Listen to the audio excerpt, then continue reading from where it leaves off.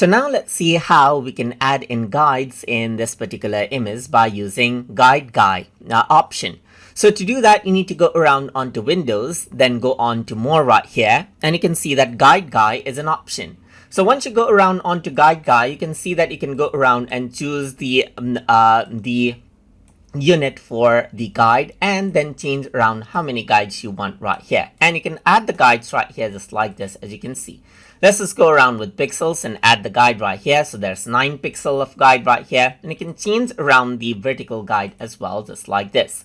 So you can go around, change around the level of guide right here, just like this as well. And you can also go around and add in guides right here, that is multiple guides, as you can see right here as well.